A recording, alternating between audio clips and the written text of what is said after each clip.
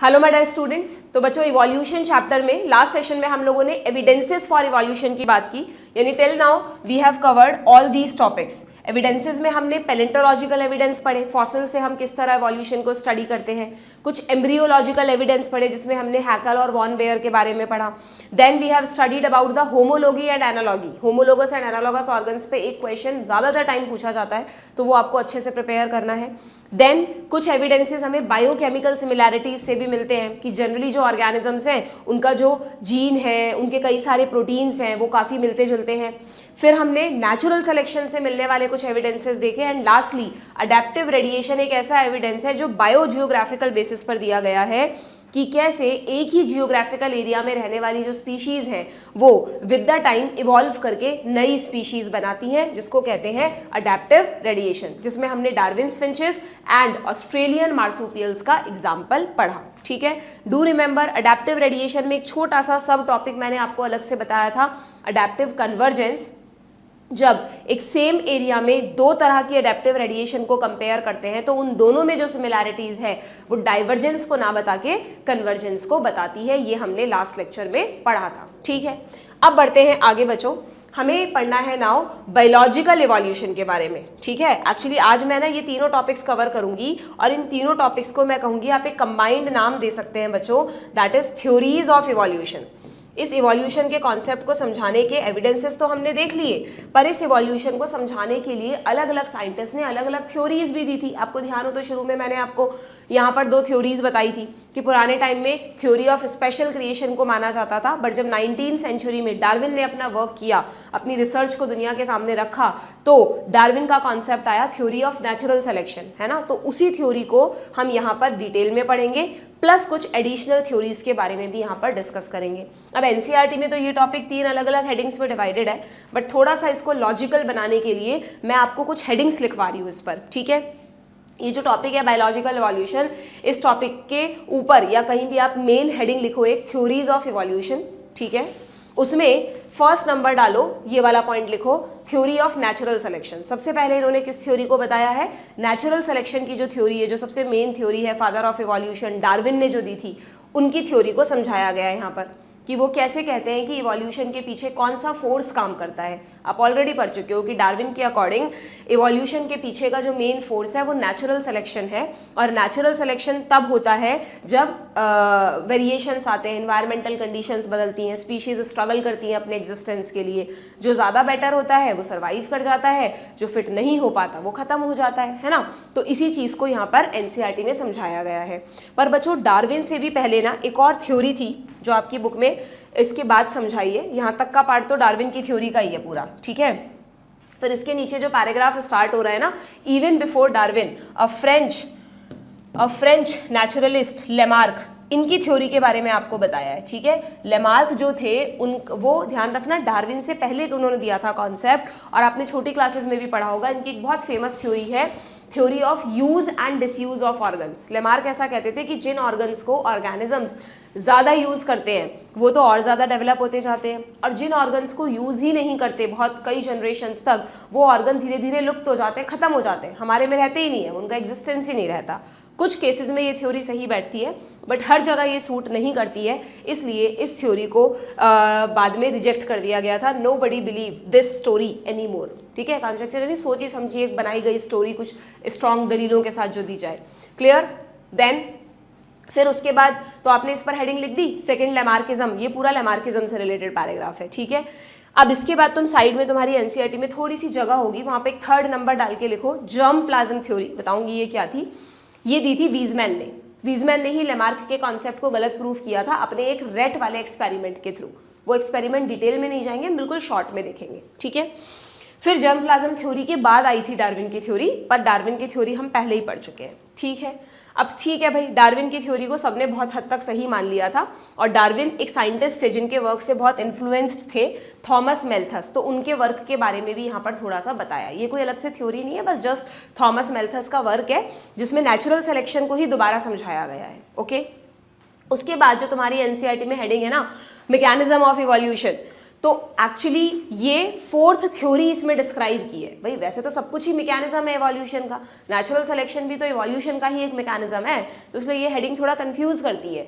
तो इसलिए आप इस हेडिंग की जगह यहाँ पे साइड में हेडिंग लिख लो म्यूटेशन थ्योरी, जो कि दी थी ह्यूगो डिवरीज ने। हमने जेनेटिक्स में भी म्यूटेशंस के डिस्कवरर का नाम पढ़ा था ह्यूगो डिवरीज, उन्हीं ह्यूगो डिवरीज की बात हो रही है।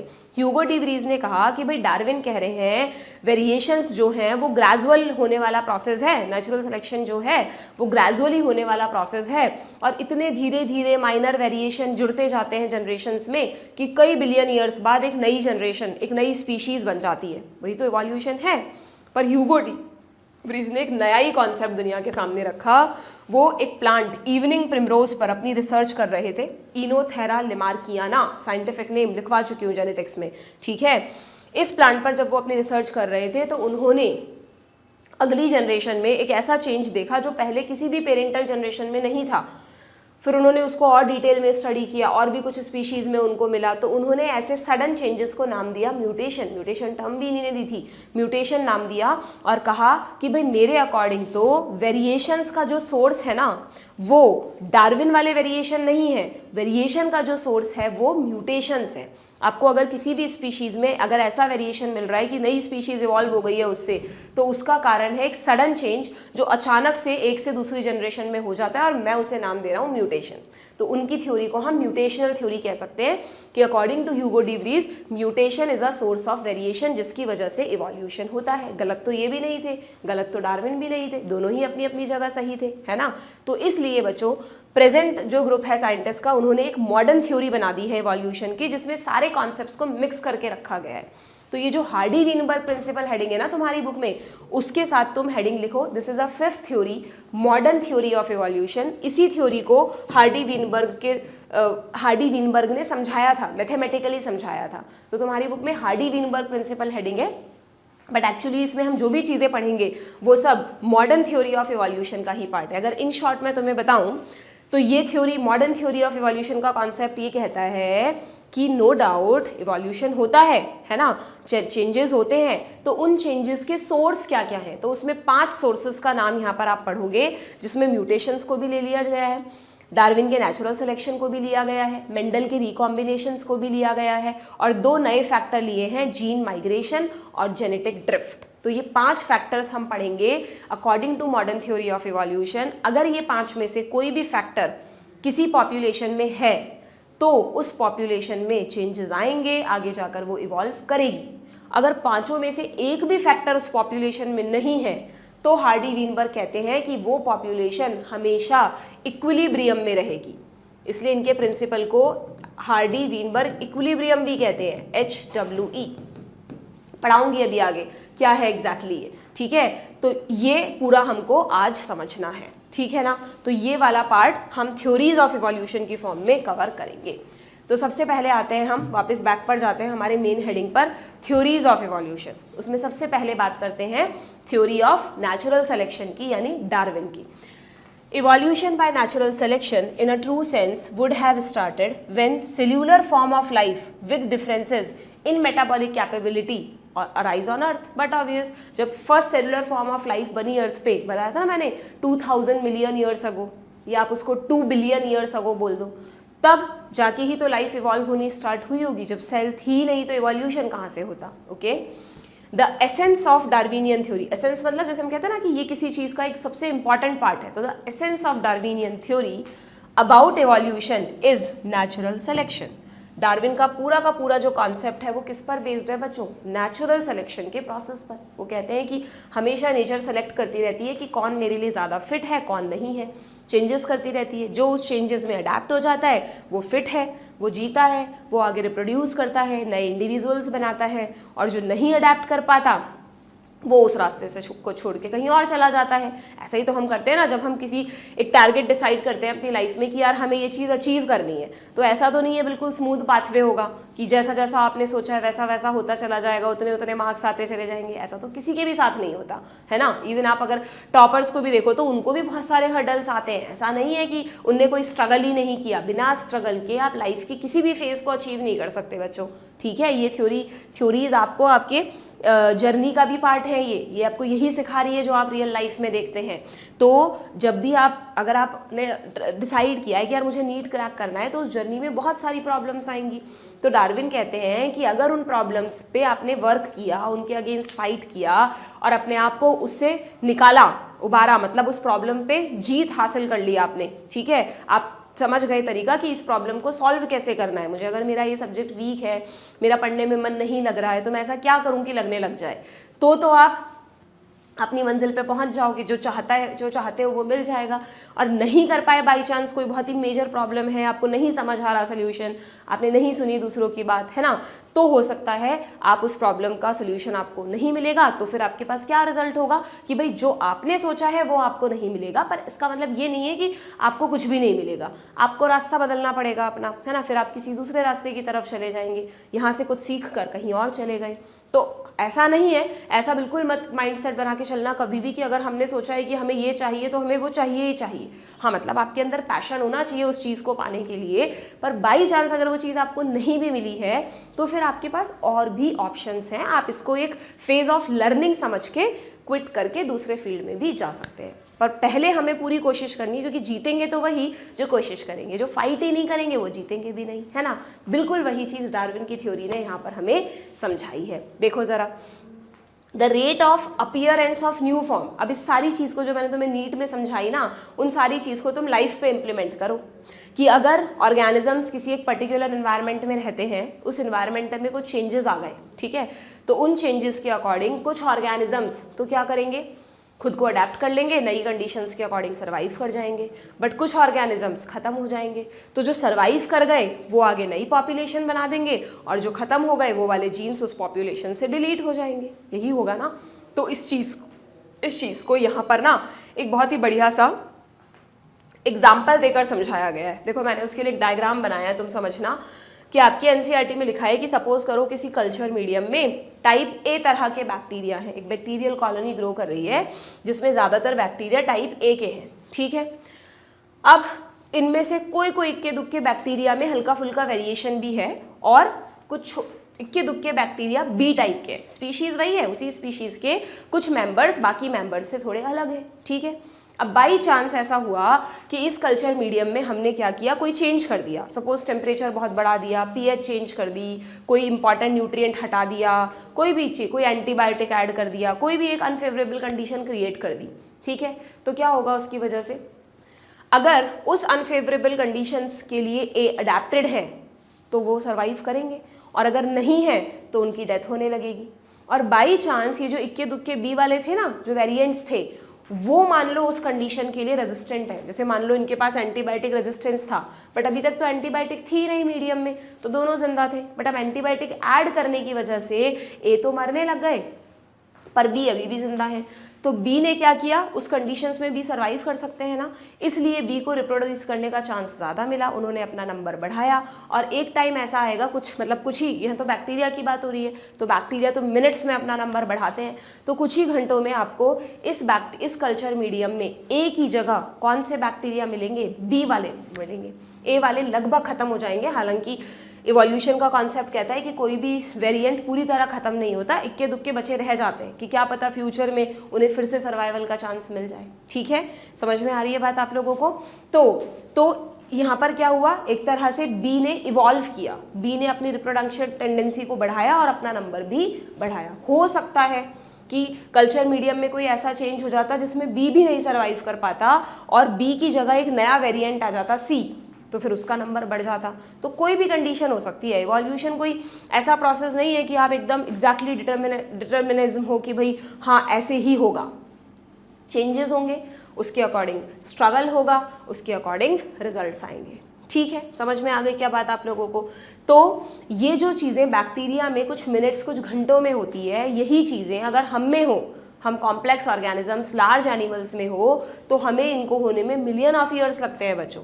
हम ह्यूमन बीइंग्स कब से मिलियन ऑफ ईयर्स से अभी तक ऐसे ही हैं, हमको तो ऐसा ही लगता है। बट हम इवॉल्व भी तो कर रहे हैं, बट इतना ग्रेजुअली इवॉल्व कर रहे हैं, इतना माइनर वेरिएशन हो रहे हैं कि वो हमें दिख नहीं रहे हैं। तो कई मिलियन ईयर्स बाद क्या पता ह्यूमन से भी एडवांस एक स्पीशीज बन जाए नेचर में, ओके। तो वही चीज़ डार्विन ने यहाँ पर समझाई।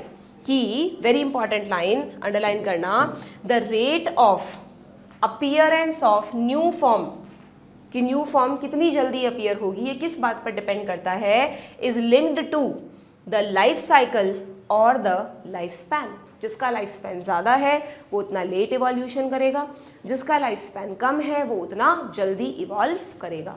ठीक है।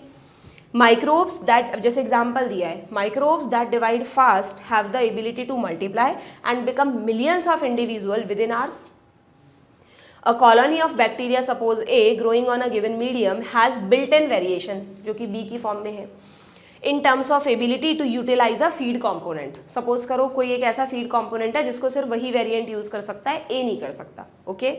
So a change in the medium composition would bring out only that part of the population, say B.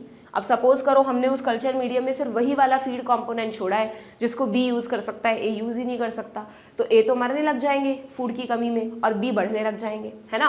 तो that can survive under the new condition. In due course of time this variant population outgrows the other, यानी दूसरे को खत्म करके खुद बढ़ना, ठीक है, and appear as new species.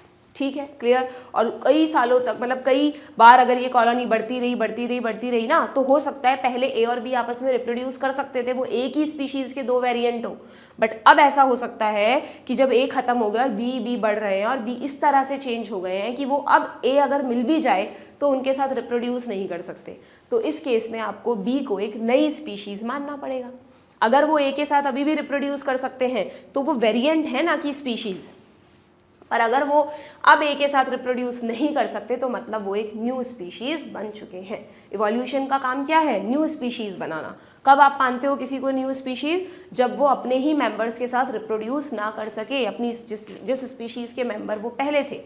ये बात हमेशा ध्यान रखना, ठीक है। इसी प्रोसेस को स्पीसिएशन कहते हैं। स्पीसिएशन यानी न्यू स्पीशीज़ का बनना। Clear?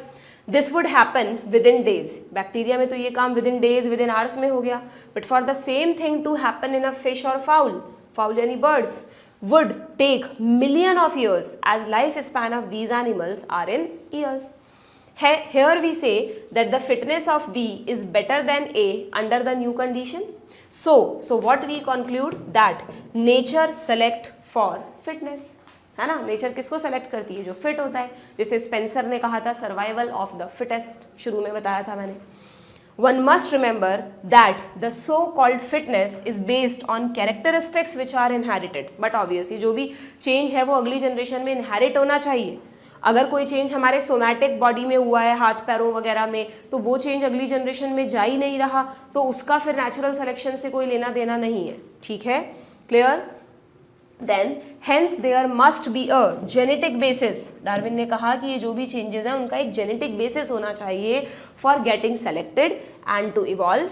Another way of saying the same thing is that some organisms are better adapted to survive in an otherwise hostile environment. Hostile मतलब होता है अनफेवरेबल, पहले भी बता चुकी हूँ, आया था ना रिप्रोडक्टिव हेल्थ वाले चैप्टर में, कि जो पिल्स हैं वो सर्विक्स को हॉस्टाइल बना देती हैं, बोलते ना बंधक बनाना, हॉस्टाइल बनाना। हॉस्टाइल मतलब अनफेवरेबल, हॉस्पिटेबल यानी फेवरेबल, हॉस्पिटैलिटी मेहमान नवाजी। कई बार हम शब्दों की वजह से क्वेश्चन को गलत कर देते हैं, तो थोड़ा सा आपके जो इंपॉर्टेंट वर्ड्स हैं, इंग्लिश के वर्ड्स हैं, उन पर पकड़ भी होनी चाहिए आपकी, तो क्वेश्चन गलत नहीं होगा, ठीक है। Then adaptive ability is inherited, तो जो एबिलिटी हमें ज़्यादा अडेप्ट करती है वो इनहेरिट हो जाती है अगली जनरेशन में। And it has a genetic basis, but obvious उसका एक जेनेटिक बेसिस होना चाहिए। अगर वो चेंज हमारे जीन्स में, हमारी जर्म सेल्स में नहीं हुआ है तो फिर वो अगली जनरेशन में नहीं जाएगा। So fitness is the end result of the ability to adapt and get selected by nature, ठीक है। तो अकॉर्डिंग टू डार्विन हम सब लगातार अपने एग्जिस्टेंस के लिए स्ट्रगल करते हैं, जिस दौरान हमारे में वेरिएशंस होते हैं, उन वेरिएशंस में जो बेटर हैं वो सरवाइव कर जाते हैं, यानी वो उनको उन्होंने कहा रिप्रोडक्टिव फिटनेस, वो ज़्यादा प्रोजेनी बनाते हैं, तो रिप्रोडक्टिव फिटनेस उनका नंबर बढ़ जाता है और हो सकता है आने वाले समय में वो एक नई स्पीशीज़ बना दें। क्लियर है क्या? तो डार्विन की इस पूरी थ्योरी के दो की कॉन्सेप्ट हैं बच्चों, वेरी इंपॉर्टेंट क्वेश्चन आया हुआ है इस पर। कौन से दो की कॉन्सेप्ट हैं? एक है ब्रांचिंग डिसेंट और एक है नेचुरल सिलेक्शन। क्या मतलब है इन दो वर्ड्स का? कि डार्विन की पूरी थ्योरी दो चीज़ों पर फोकस करती है। ब्रांचिंग डिसेंट का मतलब डिसेंडेंट्स क्या होते हैं? आने वाली जनरेशन, जैसे असेंडेंट, एंसेस्टर या असेंडेंट यानी पूर्वज, डिसेंडेंट यानी वंशज, अगली जनरेशन, है ना। तो डार्विन कहते हैं कि जो डिसेंडेंट्स है ना हमारी अगली जनरेशन, उनकी अगली जनरेशन, उनकी अगली जनरेशन, वहाँ पे आपको ब्रांचिंग पैटर्न देखने को मिलेगा, यानी वो सब सेम तरह के नहीं है, हर बार कुछ नए वेरिएशन अगली जनरेशन में आएंगे। तो इसको ही वो क्या कहते हैं? Branching descent. अगर इस वर्ड का मीनिंग लिखना है तो ऐसा लिख लो, descendants with variation. Branching word उन्होंने यूज़ किया क्योंकि हम वेरी करते हैं हमारे पूर्वजों से, है ना, और डिसेंडेंट, हम उनके डिसेंडेंट हैं, तो वी आर ब्रांचिंग डिसेंट, या हमारे भी डिसेंड्स होंगे वो ब्रांचिंग होंगे, वेरिएशंस के साथ आएंगे, ठीक है। और दूसरा की कॉन्सेप्ट क्या है उनका?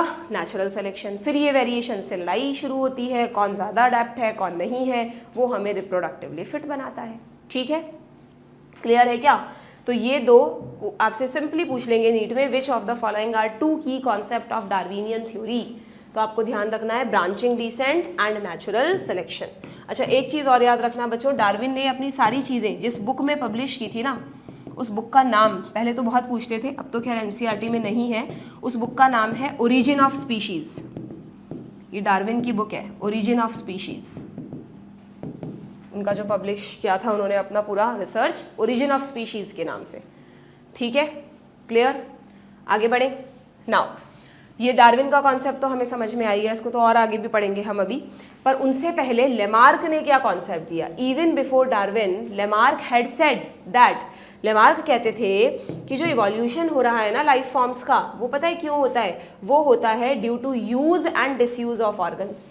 ये पढ़ा होगा आप लोगों ने छोटी क्लासेस में, जिराफ का एग्जाम्पल, कि उन्होंने जिराफ का एग्जाम्पल देकर समझाया कि जिराफ जब अपना फूड सर्च करते थे ना, फोरेजिंग यानी सर्च ऑफ फूड, तो जिस एरिया में वो रहते थे वहाँ पर टॉल ट्रीज ज़्यादा थे बजाय छोटे छोटे प्लांट्स के, तो पत्तियाँ वगैरह खाने के लिए उनको अपने आगे की गर्दन और आगे मतलब अपनी गर्दन और आगे के पैर स्ट्रेच करने पड़ते थे। तो धीरे धीरे धीरे धीरे मतलब कई मिलियन ईयर्स लगे, बट धीरे धीरे पहले जिराफ इस तरह के नहीं होते थे जैसे आज के समय में है अकॉर्डिंग टू लेमार्क, बल्कि वो उनकी जो फोर लिम्स थे और जो नेक थी वो नॉर्मल साइज़ की होती थी, पर due to this foraging pattern उनमें मतलब उन्होंने जेनेटिक वर्ड यूज़ नहीं किया, पर मैं आपको समझा रही हूँ कि उन्होंने कहा कि due to this foraging pattern उनमें इस तरह के चेंजेस हो गए कि उनकी गर्दन और आगे के पैर लंबे हो गए, है ना, elongation of their neck. As they passed on this acquired character of elongated neck to succeeding generation, giraffe slowly over the year came to acquire long neck. पर जो गड़बड़ हुई ना लेमार्क से वो ये हुई बच्चों कि उन्होंने एक्वायर्ड कैरेक्टर्स वर्ड यूज़ किया। उन्होंने एक और एग्जाम्पल दिया था, ये तो यूज़ का एग्जाम्पल हो गया, डिसयूज़ का मतलब कि उन्होंने कहा था कि जो पहले इसके ज़माने में जो स्नेक्स होते थे ना उनमें भी लिम्स होते थे, जैसे क्रोकोडाइल, रेप्टाइल, जो दूसरे रेप्टाइल है, लिजर्ड्स वगैरह, उनमें लिम्स होते हैं ना, पैर होते हैं ना, पर स्नेक तो लिम्बलेस है। तो उन्होंने कहा स्नेक्स में भी लिम्ब होते थे, पर क्योंकि स्नेक के लिम्ब कोई काम तो आते नहीं, वो तो ऐसे क्रॉल करके चलते हैं, और जब वो अपने बिलों में घुसते थे तो उन्हें लिम्स दिक्कत करते थे, तो धीरे वो यूज़ ही नहीं कर रहे अपनी पूरी लाइफ में लिम्स को, तो डिसयूज़ की वजह से धीरे धीरे धीरे कई सालों में वो लिम्स उनकी बॉडी से ही खत्म हो गए, डिसअपियर हो गए, एक्सटिंक्ट हो गए, है ना। तो ठीक है, जिराफ और स्नेक पर हमें ये बात सही लगती है, पर हर जगह ये बात सही थोड़ी ना है। जैसे इसको कुछ लोग ऐसे समझाते हैं कि ह्यूमंस में ये जो ईयर पर्सिंग की प्रथा है ये कितने सालों पुरानी है कि हम अपने ईयर पर्स करवाते हैं, पर ऐसा कभी नहीं होता कि न्यूबॉर्न सीधा पर्स्ड ईयर के साथ ही बॉर्न हो, सीधा उसके कान छिदे हुए हों, है ना, ऐसा कभी नहीं होता। या कोई रेसलर है, उसकी कई जनरेशन्स तक लोग रेसलिंग करते हैं और अच्छी खासी मसल्स बनाते हैं, तो उनका बच्चा सीधा स्ट्रॉन्ग मसल्स के साथ बॉर्न हो, ऐसा कोई ज़रूरी नहीं है ना। ऐसे बहुत सारे एग्जाम्पल समझाए गए जिसने कि लेमार्क की स्टोरी को या लेमार्क के कॉन्सेप्ट को डिसअप्रूव किया, क्योंकि लेमार्क ने कहा था कि एक्वायर्ड कैरेक्टर, तो हर एक्वायर्ड कैरेक्टर थोड़ी ना अगली जनरेशन में चला जाता है, जैसे रेसलिंग का, ईयर पर्सिंग का, ये वाले भी हमारे एक्वायर्ड कैरेक्टर हैं, ये बिल्कुल नहीं जा रहे अगली जनरेशन में, तो हर एक्वायर्ड कैरेक्टर नहीं जाता। लेमार्क के प्रिंसिपल को मतलब डिसअप्रूव करने के लिए वीजमैन ने रैट्स पर एक एक्सपेरिमेंट किया। उन्होंने कहा कि अगर आप कह रहे हो कि हम किसी ऑर्गन को यूज़ नहीं करेंगे तो आने वाली जनरेशन में वो ऑर्गन ख़त्म हो जाएगा, तो उन्होंने रैट्स का एक ग्रुप लिया, उनको पिंजरों में बंद कर दिया, और जैसे ही रैट बॉर्न होते उनकी टेल काट देते वो, ऐसा वो 21 जनरेशन्स तक रिपीट करते रहे रैट्स पे, जैसे ही रैट बॉर्न होते टेल काट देते। यानी अपनी पूरी लाइफ में उन रैट्स ने तो अपनी टेल यूज़ नहीं की, पर जब 21 जनरेशन के बाद भी जब रैट्स बॉर्न हुए तो टेल के साथ ही बॉर्न हुए। भाई हमें तो पता है ना कि ये चेंज उनका कोई जेनेटिक चेंज नहीं है। तो वीजमैन ने कहा कि भाई ऐसा नहीं है कि हर एक्वायर्ड कैरेक्टर ट्रांसफ़र होता है, जो ट्रांसफ़र होता है वो होता है जर्म प्लाज्म।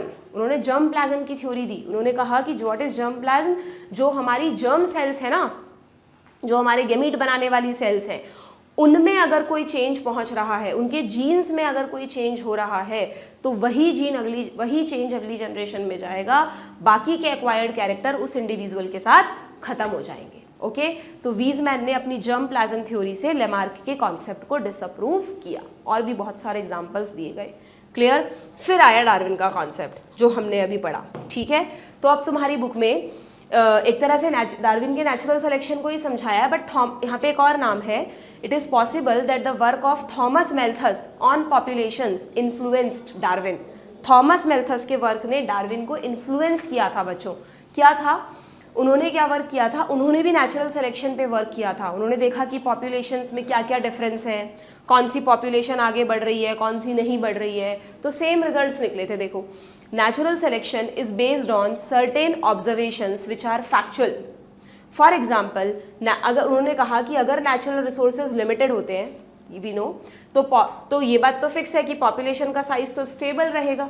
इकोलॉजी में आप पढ़ेंगे कि जो पॉपुलेशन का साइज है ना, अगर वो रिसोर्सेज लिमिटेड है तो वो लॉजिस्टिक ग्रोथ शो करता है, जिसमें कि आगे जाकर पॉपुलेशन का साइज स्टेबल हो जाता है। ठीक है, तो वो साइज क्या रहेगा, स्टेबल। मतलब नेचर के पास लिमिटेड रिसोर्स हैं कि वो किसी पॉपुलेशन के इतने मैक्सिमम मेंबर्स को सपोर्ट करेगी। अगर वो पॉपुलेशन उससे ज़्यादा बढ़ने लगी तो फिर नेचर उसको सपोर्ट नहीं करेगी, या तो वो आपस में ही कॉम्पीट करके ख़त्म हो जाएंगे या कोई ना कोई प्रॉब्लम आ जाएगी। इसीलिए बोलते हैं कि ह्यूमन पॉपुलेशन इतनी तेज़ी से बढ़ रही है, नेचुरल रिसोर्सेज इतने हैं नहीं, तो ये चीज़ हमें आगे जाकर बहुत डिस्टर्ब करने वाली है। तो डार्विन ने कहा, या थॉमस मैल्थस ने भी सेम बात कही थी, कि क्योंकि नेचर में रिसोर्सेज लिमिटेड हैं और हर पॉपुलेशन का एक स्टेबल साइज तय कर रखा है नेचर ने, ठीक है, so members of a population very in character. तो अब ये जो मेंबर्स हैं पॉपुलेशन के, वो डिफर तो करते ही हैं आपस में, तो इन दो कंडीशंस की वजह से वो आपस में कॉम्पीट करना शुरू कर देते हैं। अगर एक ही स्पीशीज़ के मेंबर कॉम्पीट कर रहे हैं तो इंट्रा स्पेसिफिक, दो स्पीशीज़ के कर रहे हैं तो इंटर स्पेसिफिक, ऐसे अलग अलग टाइप होते हैं कॉम्पिटिशन के भी, है ना, वो तुम्हें दिए नहीं है बुक में। तो even though they look superficially similar, most of variations are inherited. ज़्यादातर वेरिएशन एक से अगली जनरेशन में जा सकते हैं। The fact that theoretically population size will grow exponentially if everybody reproduced maximally। Fact ये कहता है, थ्योरी ये कहती है कि अगर नेचर हर इंडिविजुअल को रिप्रोडक्टिवली अलाउ कर दे कि जितना चाहो रिप्रोड्यूस करो, जितना चाहे जिंदा रहो, तो फिर तो एक पॉपुलेशन बहुत ज़्यादा हो जाएगी नेचर में। ऐसा तो नेचर कर नहीं सकती। तो नेचर ने क्या किया, रिसोर्सेज का लिमिटेशन लगा दिया। जो उन रिसोर्सेज को बेटर यूज़ कर पाएगा वही जिंदा रह पाएंगे, अगर उससे ज़्यादा नंबर हुआ तो वो ख़त्म हो जाएंगे, है ना।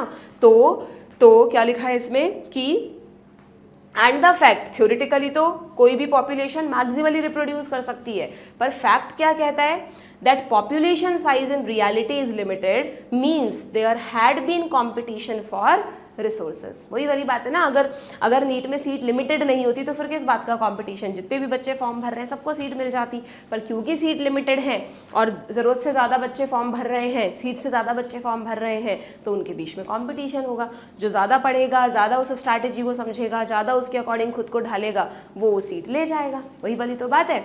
सो only some survived and grew at the cost of others that could not flourish.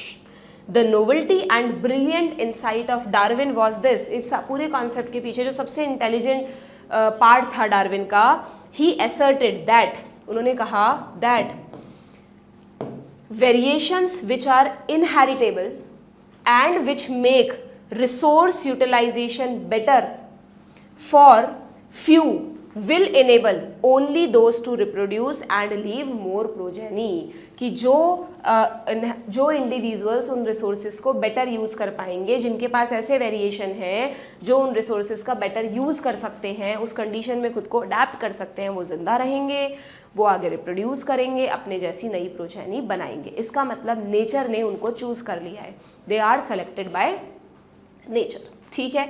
Hence for a period of time over many generation survivor will leave more progeny and there would be a change in population characteristics. अब जो जिंदा रहे उनके character पुराने वालों से कितने differ करते हैं उस पर डिपेंड करेगा।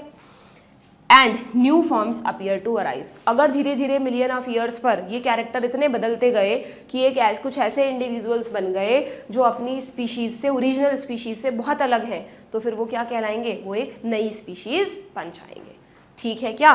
तो ये डार्विन ने अपनी थ्योरी ऑफ नेचुरल सिलेक्शन में समझाया, क्लियर, ठीक है।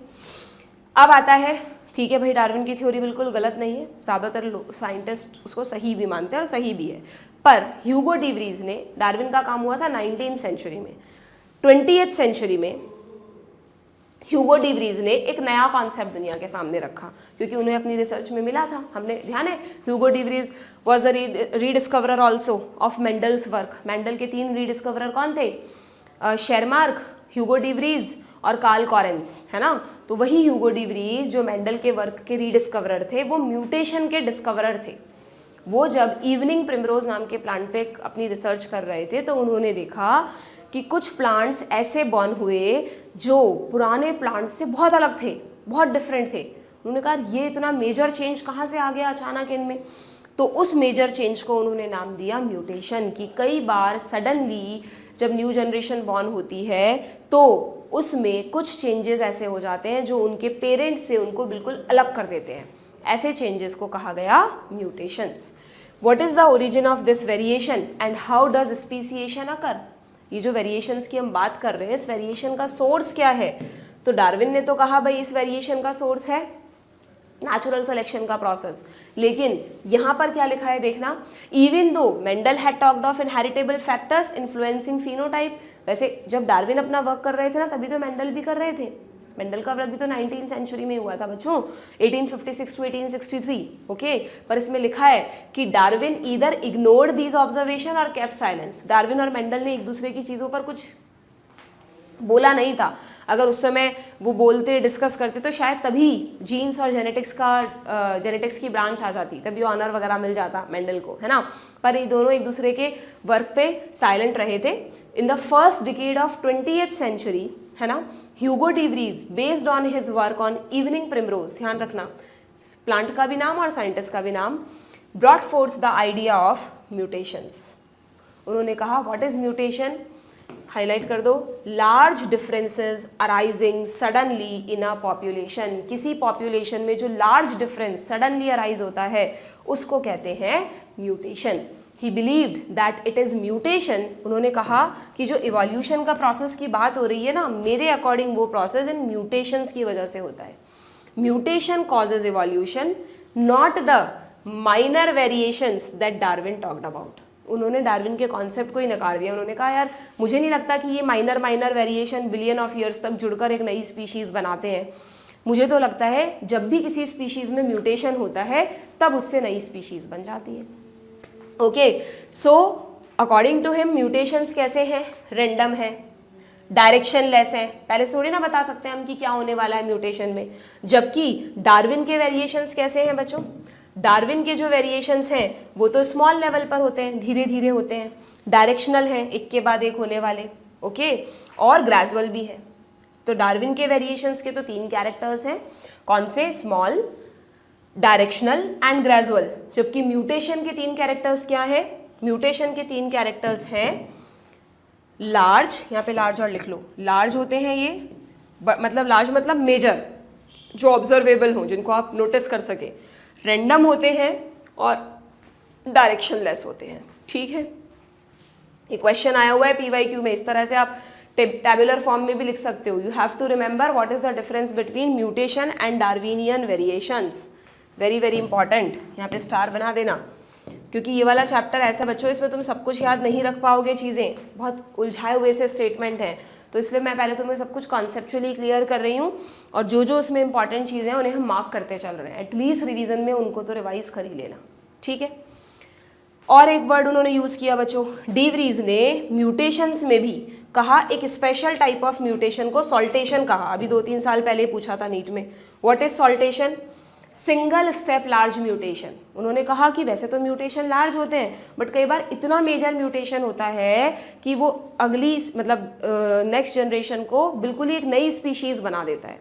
जरूर थोड़ा है हमेशा म्यूटेशन से नई स्पीशीज़ ही बने, डिसऑर्डर भी होते हैं, कुछ चेंजेस भी होते हैं, बट अगर एक सिंगल स्टेप में होने वाला लार्ज म्यूटेशन हो रहा है ना तो उसको नाम दिया उन्होंने सॉल्टेशन। सेम यही क्वेश्चन था, what is saltation?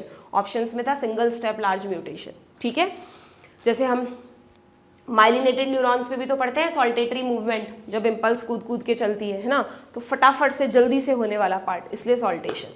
Studies in population genetics later brought out some clarity. ठीक है, वो सब आउट ऑफ योर लेवल है, बट यहाँ तक के पार्ट में आपको थ्योरीज ऑफ इवोल्यूशन के बारे में काफ़ी हद तक आइडिया लग गया। पहले लेमार्क ने अपना कॉन्सेप्ट दिया, फिर वीजमैन ने अपना कॉन्सेप्ट दिया, डार्विन ने अपना कॉन्सेप्ट दिया, और डार्विन के बाद ह्यूगो डी व्रीज ने भी अपना कॉन्सेप्ट दिया। सब पार्शियली कहीं ना कहीं सही थे, इसलिए मॉडर्न साइंटिस्ट, मॉडर्न जो प्रेजेंट साइंटिस्ट हैं, उन्होंने एक नया कॉन्सेप्ट रखा, मॉडर्न थ्योरी ऑफ इवोल्यूशन, जिसमें जो एक्चुअली मिक्सचर है मेनली डार्विन और डी व्रीज की थ्योरी का। इसको कई बार न्यू डार्विनिज्म भी कह देते हैं। ठीक है, तो डार्विन प्लस म्यूटेशन थ्योरी का जो मिक्सचर है वो आया किस फॉर्म में? मॉडर्न थ्योरी ऑफ इवोल्यूशन की फॉर्म में। पढ़े इसके बारे में, क्या है ये देखना। इसमें अब क्या है ना बच्चों, यहाँ पर ये जो हार्डी-वीनबर्ग प्रिंसिपल है ये एक्चुअली में इसी मॉडर्न थ्योरी का एक्सप्लेनेशन है मैथमेटिकल फॉर्म में, इक्वेशन फॉर्म में। हार्डी-वीनबर्ग का ये कहना था कि किसी भी पॉपुलेशन को अगर हम स्टडी कर रहे हैं, you know what is population, इसको समझने से पहले आपको 3 टर्म समझ में आनी चाहिए। पॉपुलेशन तो मैं आपको शुरू से बता रही हूँ क्या होता है, सेम स्पीशीज मतलब एक ही स्पीशीज़ के मेंबर्स का एक ग्रुप जो हम किसी पर्टिकुलर जियोग्राफी में स्टडी कर रहे हैं। जैसे हम बोलते हैं ना कि ह्यूमंस की पॉपुलेशन, तो कहाँ, वर्ल्ड में, इंडिया में, चाइना में, तो एक जियोग्राफी भी मेंशन करनी पड़ती है, और ह्यूमन मतलब एक ही स्पीशीज़ की बात कर रहे हैं हम। तो ऐसे ही किसी फॉरेस्ट में काउज, किसी फॉरेस्ट में लायंस की पॉपुलेशन। ठीक है, तो ये पॉपुलेशन का मतलब जिसमें एक जियोग्राफिकल एरिया आ गया और एक स्पीशीज़ के मेंबर्स आ गए। ठीक है, एक वर्ड होता है जीन पूल। जीन पूल का मतलब क्या होता है? जीन पूल का मतलब है कि अगर हम ह्यूमन बींग्स का जीन पूल स्टडी कर रहे हैं ना, किसी ह्यूमन पॉपुलेशन का जीन पूल देख रहे हैं, तो उस पॉपुलेशन में जितने भी ह्यूमन्स हैं उनमें जितने भी जीन्स हैं और उन जीन्स के जितने भी एलील्स हैं उन सब का कलेक्शन। जैसे मान लो किसी एक पर्टिकुलर ह्यूमन पॉपुलेशन में 3 तरह के आई कलर हैं, ब्लू आइज़ है, ब्लैक आइज़ है और ब्राउन आइज़ है, तो इसका मतलब उनमें आई कलर के 3 तरह के एलील्स हैं। ठीक है, अब दूसरा कैरेक्टर ले लिया हमने हेयर कलर, उसके देख लिए कितने कितने तरह के फिनोटाइप्स हैं।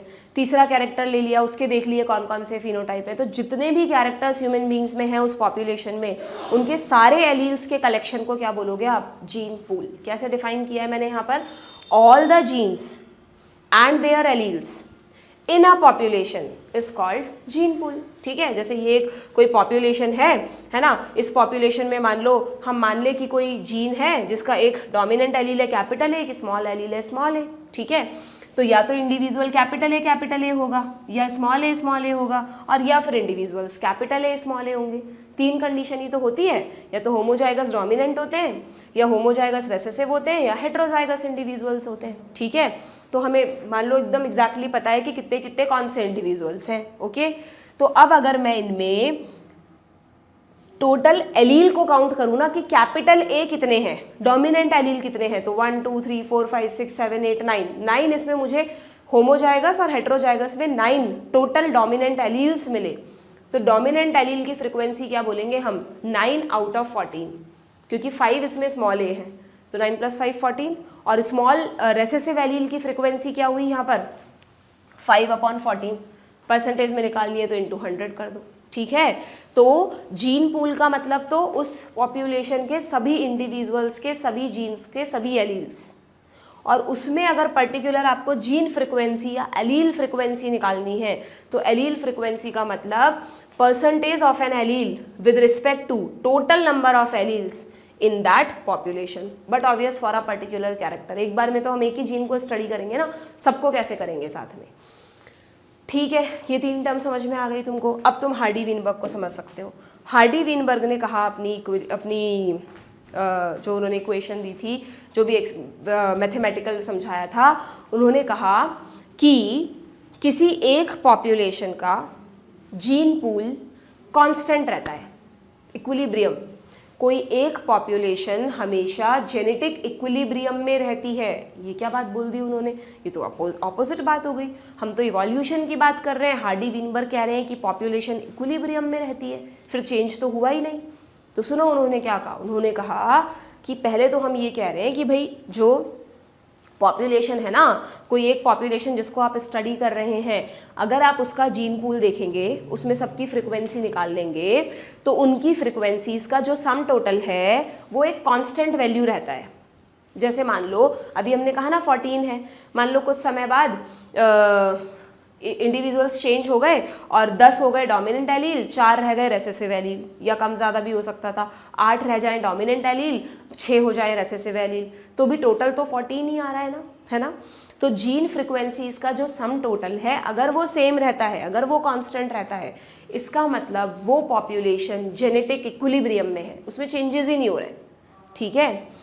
पर एक्चुअली में ऐसा होता नहीं है, क्योंकि ये इक्विलिब्रियम तभी मेंटेन रहता है जब तक किसी पॉपुलेशन में ये 5 फैक्टर्स ना आ जाएं। 5, इनमें से कोई 1, 2, सारे।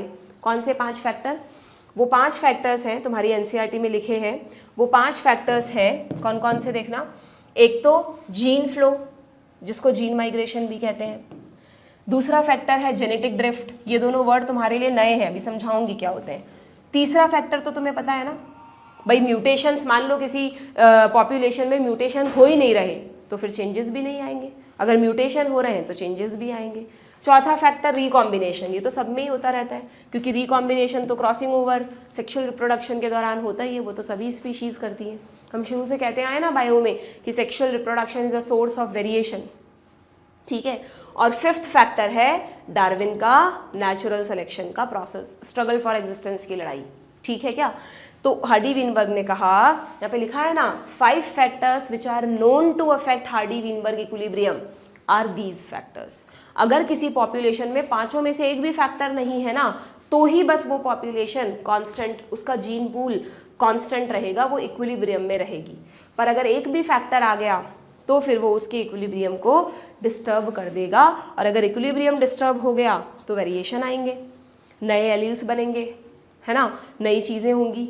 और अगर नई चीज़ें होंगी धीरे धीरे तो वो एड ऑन होके लास्ट में क्या कर देंगी, इवोल्यूशन कर देंगी। समझ रहे हैं। तो ये जो नया कॉन्सेप्ट है, मॉडर्न कॉन्सेप्ट है, वो इवोल्यूशन को ही समझा रहा है, बट तरीका उसका अलग है और उसने सारे फैक्टर ले लिए। इसमें ह्यूगो डी व्रीज के म्यूटेशन आ गए, डार्विन का वेरिएशन आ गया, इवन मेंडल के भी रिकॉम्बिनेशन आ गए, और 2 नए फैक्टर आ गए, gene flow and genetic drift, ठीक है। तो देखो क्या लिखा है हार्डी विनबर्ग के according, in a given population one can find out the frequency of occurrence of alleles of a gene or a locus। Typical नहीं है, समझो।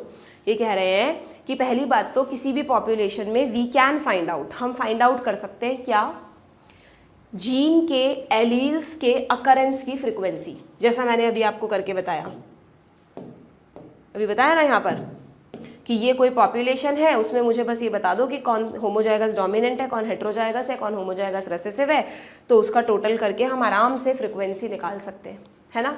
तो यही चीज़ तो लिखी है यहाँ पर, या कुछ और लिखा है, यही लिखा है, okay.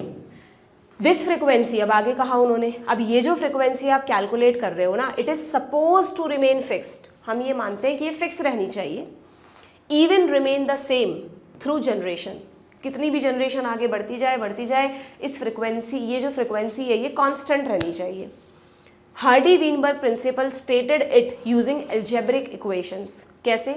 The principle says that highlight करना, allele frequencies in a population are stable and constant from generation to generation, so the gene pool remains a constant. Gene pool की डेफिनेशन ऑलरेडी लिखी थी हमने, वही है। यानी हार्डी विनबर्ग कह रहे हैं कि किसी भी पॉपुलेशन का जो जीन पूल है वो कांस्टेंट रहता है। हम ये नहीं कह रहे कि हमेशा फिक्स रहता है कि इतने लोग डोमिनेंट होंगे, इतने रेसेसिव होंगे, वो बदलते रहते हैं, बट उसका जो सम टोटल है वो कांस्टेंट रहता है।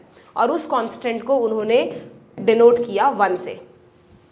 यहाँ पे देखो, ये भी पूछते हैं नीट में तुमसे कि ये जो कांस्टेंट रहता है, this is called genetic equilibrium, यानी वो पॉपुलेशन किस में है अभी, इक्विलिब्रियम में है, कोई चेंज नहीं हो रहा, कोई इवोल्यूशन नहीं हो रहा, वो इक्विलिब्रियम में पड़ी हुई है पॉपुलेशन, ठीक है। जिसे हम ऐसे भी रिप्रेजेंट कर सकते हैं कि sum total, very important, sum total of all the allelic frequencies is 1। जैसे अभी वाले केस में या तो कैपिटल एलील था या स्मॉल एलील था, तो वो कह रहे हैं कि हर बार इन दोनों का सम टोटल 1 आना चाहिए। अगर ये 0.9 है तो ये 0.1 होगा, ये 0.4 है तो ये 0.6 हो जाएगा, ये 0.5 है तो ये भी 0.5 हो जाएगा, तभी तो 1 आएगा टोटल। तो ए, कैपिटल ए और स्मॉल ए का जो सम टोटल है, जीन फ्रिक्वेंसी का जो सम टोटल है, जीन फ्रिक्वेंसी एलीलिक फ्रिक्वेंसी अभी बताई ना मैंने तुमको, इसीलिए मैं कह रही थी ये 3 डेफिनेशंस बड़ी इंपॉर्टेंट है, पॉपुलेशन, जीन पूल और एलील फ्रिक्वेंसी, ठीक है। उसका सम टोटल क्या रहेगा बच्चों, 1 रहेगा अकॉर्डिंग टू हार्डी वीनबर्ग, अगर वो पॉपुलेशन जेनेटिक इक्विलिब्रियम में है तो। अगर वो डिस्टर्ब हो गया है तो ये वैल्यू 1 से डिफर कर जाएगी, इसका मतलब वो इवोल्यूशन कर रही है, ओके। आगे क्या लिखा है, अब इसको उन्होंने ऐसे समझाया था कि कैपिटल ए को उन्होंने P मान लिया, स्मॉल ए को उन्होंने Q मान लिया, तो P + Q = 1 ऐसा भी लिख सकते हैं ना हम। तो उसमें लिखा है इंडिविजुअल फ्रिक्वेंसीज, फॉर एग्जाम्पल हमने P और Q मान लिया। ये तो हम बिल्कुल स्टैंडर्ड केस लेके चल रहे हैं बच्चों कि एक ऐसा जीन जिसके 2 ही एलील होते हैं, एक डोमिनेंट एक recessive, we know multiple allelism, polygenic inheritance, बहुत सारी चीज़ें हैं, वैसे तो बहुत डिटेल में स्टडी होती है इन चीज़ों की, पर हमें तो बस बेसिक सीखना है, ठीक है। In a diploid individual P and Q represent the frequency of A and A, अभी लिखा मैंने द फ्रिक्वेंसी ऑफ, अब अभी तो मैंने तुमको किसकी फ्रिक्वेंसी लिखी है बच्चों, एलील की फ्रिक्वेंसी लिखी है। अब अगर मैं तुम्हें कहूँ जीनोटाइप की फ्रिक्वेंसी बताओ मुझे, यहीं पर मैं एक चीज़ और ऐड कर दूं कि एक होती है जीनोटाइप फ्रिक्वेंसी। तो जीनोटाइप फ्रिक्वेंसी का मतलब क्या होगा बताना ज़रा। जीनोटाइप फ्रिक्वेंसी का मतलब ऐसा कुछ होगा क्या कि 3 तरह के इंडिविजुअल्स होते हैं किसी भी पॉपुलेशन में, होमोजाइगस डोमिनेंट, कैपिटल ए, तो इसको मैं P² से रिप्रेजेंट कर दूं, दिख रहा है आप लोगों को। या फिर होते हैं होमोजाइगस रेसेसिव इंडिविजुअल, स्मॉल ए वाले, उसको मैं Q² से रिप्रेजेंट कर दूं। और या फिर होते हैं तीसरे हेट्रोजाइगस इंडिविजुअल्स। तो अब हेट्रोजाइगस को आप कैसे लिखते हो, कैपिटल ए स्मॉल ए लिखते हो ना, पर हार्डी वीनबर्ग ने उसको कैपिटल ए स्मॉल ए को PQ लिखना चाहिए था, बट उसके साथ यहाँ 2 भी लगाया है, इसको मैथमेटिकल इक्वेशन से कोरिलेट करने के लिए, ठीक है। तो उन्होंने जब जीनोटाइप की फ्रिक्वेंसी को, जीन फ्रिक्वेंसी को तो कैपिटल ए स्मॉल ए से करना है, A + A 1, पर अगर जीनोटाइप की फ्रिक्वेंसी का सम टोटल निकाल रहे हो आप, तो आपकी इक्वेशन हो जाएगी P² + Q² + 2PQ, और उन्होंने कहा इसका भी सम टोटल 1 ही आएगा। देखो क्या लिखा है कि the frequency of capital A यानी कि P², इसी तरह आगे लिखा है कहाँ गया, ये रहा, स्मॉल ए Q² और कैपिटल ए स्मॉल ए को 2PQ लिखा है, ठीक है। अगर हम इन 3 फ्रिक्वेंसीज का सम टोटल निकालें तो it will also be 1, very very important. This is a binomial expansion of P + Q का होल स्क्वायर, इसलिए इन्होंने 2 यूज़ किया था यहाँ पर। तो आपको जब भी हेट्रोजाइगस इंडिविजुअल्स की फ्रिक्वेंसी निकालोगे तो 2PQ फॉर्मूले से निकालोगे, PQ से मत निकाल देना, गलत हो जाएगा, क्योंकि उन्होंने स्टैंडर्ड ही ये रखा है, ठीक है।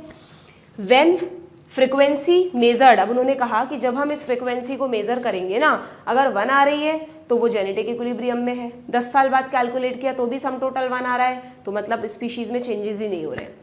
और अगर वो 1 से डिफर कर जाती है तो फिर इसका मतलब चेंजेस हो रहे हैं। लिखा है व्हेन फ्रिक्वेंसी मेजर्ड, जो मेजर्ड फ्रिक्वेंसी है, डिफर फ्रॉम एक्सपेक्टेड वैल्यू जो आनी चाहिए थी, the difference indicate the extent of evolutionary change. जो डिफरेंस है वो ये बताता है इवोल्यूशन हुआ है, और कितना डिफरेंस है वो एक्सटेंट ऑफ चेंज को बताता है कि कितना हद तक वो चेंज हुआ है, ठीक है। डिस्टर्बेंस इन जेनेटिक इक्विलिब्रियम और हार्डी वीनबर्ग इक्विलिब्रियम, यानी डिस्टर्बेंस का मतलब change of frequency of allele in a population would interpret as resulting in evolution. तो जब तक कोई स्पीशीज हार्डी वीनबर्ग इक्विलिब्रियम में रहेगी तब तक वो इवॉल्व नहीं कर रही है। क्यों नहीं कर रही है? क्योंकि 5 में से एक भी फैक्टर वहाँ ऑपरेट नहीं हो रहा है, और अगर वो फ्रिक्वेंसी 1 से डिस्टर्ब हो रही है तो मतलब वो इवॉल्व कर रही है। क्यों कर रही है? कि वो 5 फैक्टर में से कोई 1, 2 या सारे फैक्टर उस पॉपुलेशन में हो रहे हैं। आ गया क्या समझ में अच्छी तरह से आपको? तो अब उस चीज़ पर जाने से पहले, वो 5 फैक्टर पे जाने से पहले आप हार्डी वीनबर्ग की दोनों इक्वेशन याद रखना। अगर आपसे जीन फ्रिक्वेंसी या एलील फ्रिक्वेंसी पूछी है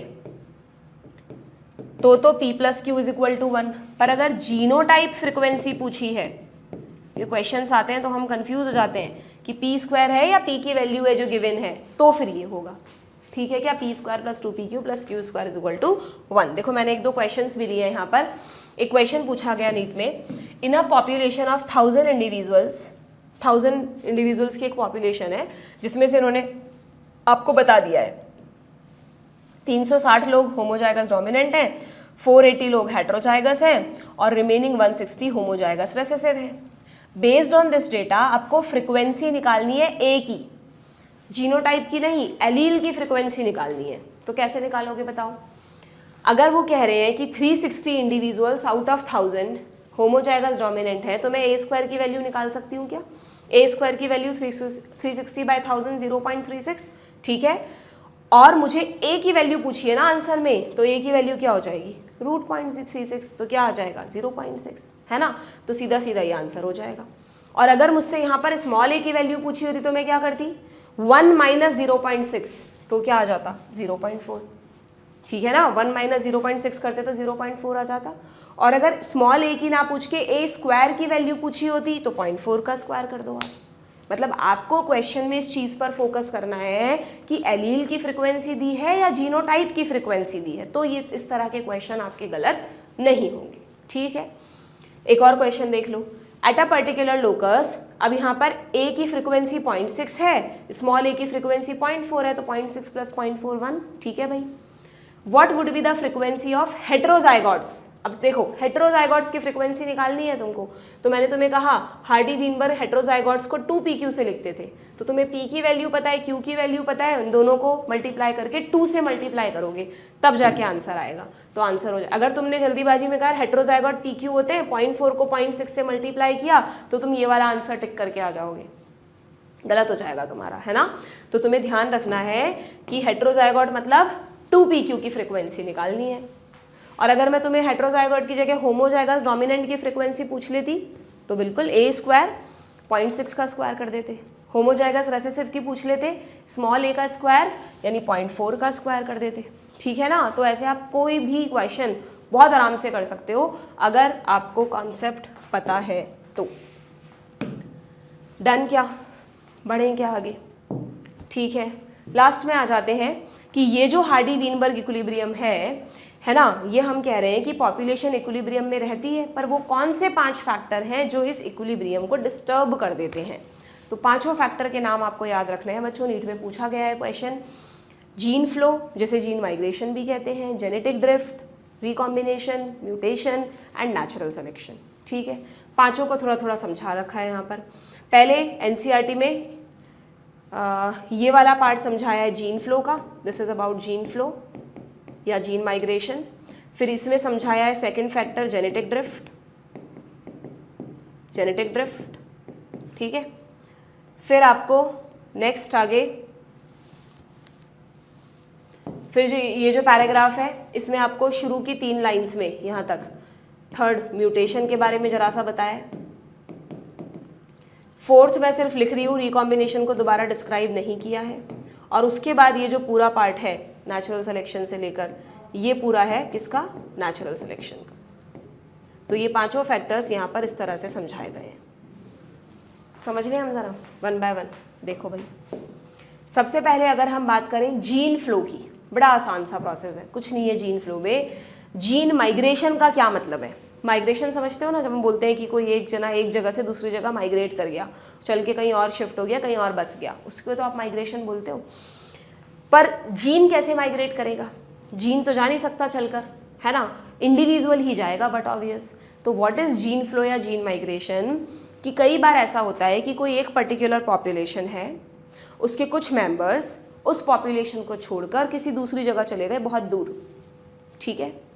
जो मेंबर्स इस पॉपुलेशन से चले गए, मान लो उनके अंदर कुछ ऐसे जीन्स थे जो उस पॉपुलेशन के बाकी मेंबर्स में नहीं थे, ऐसे वेरिएशंस थे, इनबिल्ट वेरिएशन, जो बाकी मेंबर्स में नहीं थे।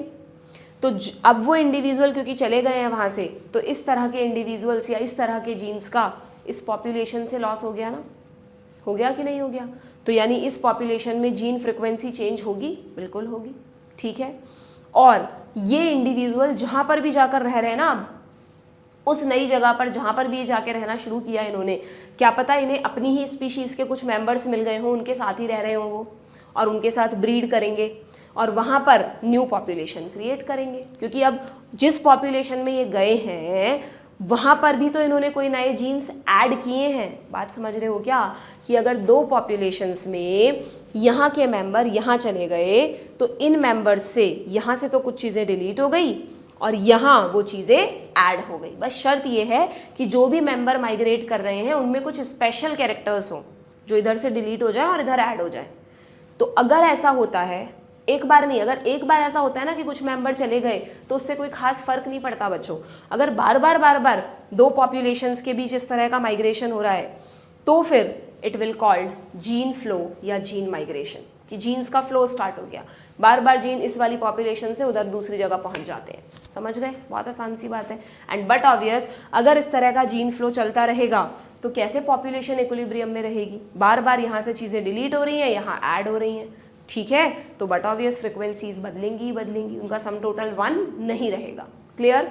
सो when migration of a section of population, what is gene flow? समझना, when migration of a section of population to another place and population, इसका माइग्रेशन कहाँ हुआ है? एक दूसरी जगह पर या किसी दूसरी पॉपुलेशन में। तो gene frequencies change in the original population as well as in the new population। तो जो जीन फ्रिक्वेंसी है वो बदल जाएगी, ओरिजिनल में भी बदल जाएगी, न्यू में भी बदल जाएगी। यस और no? New genes are added to the new population and lost from the old population. Yes और no? There would be a gene flow if this gene migration happen multiple times. तो इस तरह का एक gene flow start हो जाएगा अगर ये माइग्रेशन बार बार होता रहा तो, ठीक है। इसी को क्या कहते हैं इवोल्यूशनरी बायोलॉजिस्ट? इसको कहते हैं जीन फ्लो या gene migration. And yes, it is a factor which affect Hardy-Weinberg equilibrium. ठीक है, आगे बढ़े। दूसरा फैक्टर भाई, दूसरा फैक्टर है जेनेटिक ड्रिफ्ट। जेनेटिक ड्रिफ्ट पर बहुत बार क्वेश्चन आया है। अगेन मतलब ये पांचों में से जो ज़्यादातर क्वेश्चन पूछा जाता है वो जेनेटिक ड्रिफ्ट पर पूछते हैं, ठीक है। तो जेनेटिक ड्रिफ्ट क्या है देखना, सिंपल सी डेफिनेशन है। इफ द सेम चेंज मतलब कि एक पॉपुलेशन से जीन डिलीट हो गए, दूसरी में ऐड हो गए। If the same change occur, the keyword is by chance. अगर सेम इसी तरह का चेंज बाई चांस हो जाए, अचानक से सडनली हो जाए, वहाँ तो बार बार माइग्रेट कर रहे थे इसलिए हो रहा था। अगर सपोज कुछ ऐसी कंडीशंस क्रिएट हो जाएं, जैसे मान लो किसी पॉपुलेशन में कोई सडन बहुत बड़ी नेचुरल कैलामिटी हो गई, कोई बाढ़ आ गई, बहुत बड़ी अर्थक्वेक आ गया और उस जगह की जो पॉपुलेशन थी वहाँ के मैक्सिमम मेंबर्स मर गए, कुछ बच गए, तो जो जिनकी डेथ हो गई उन इंडिविजुअल्स के साथ बहुत सारे जीन्स ख़त्म भी तो हो गए। क्या पता वो जीन्स दूसरे बचे हुए मेंबर्स में हो ना हो, है ना।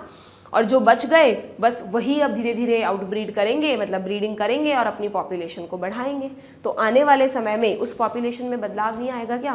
पहले मान लो वहाँ 5 कलर के इंडिविजुअल्स थे, 5 कलर की बीटल्स थी, 3 कलर की ख़त्म हो गई, 2 ही कलर की रह गई। तो आने वाले टाइम में बस वही 2 बीटल्स रह जाएंगी। तो इस तरह का चेंज जब होता है ना, due to a sudden by chance process, तो उसे क्या कह देते हैं बच्चों? Genetic drift.